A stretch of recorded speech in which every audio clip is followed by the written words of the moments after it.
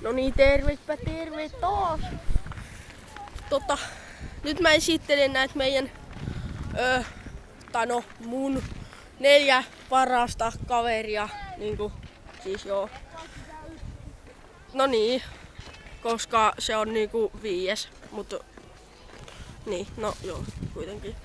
Tossa on nyt, tää reunas on Joni. Christian, mutta en sukunimiä sano. Sitten se on semmonen ihan perus, välillä semmonen aika ärsyttävä, käy kimppuun. Sitten tässä on Roni, se on ehkä 3. paras kaveri. Sitten Aniksen toinen nimi on Kasper.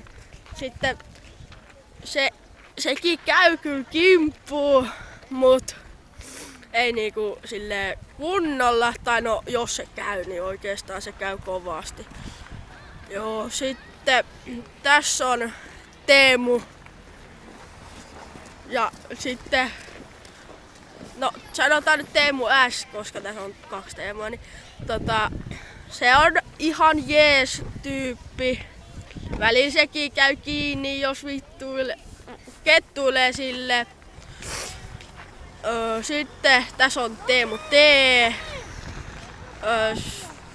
Se on kyllä semmonen ihan jees tyyppi, mutta se ei käy yhtä kovin kiinni kuin muut.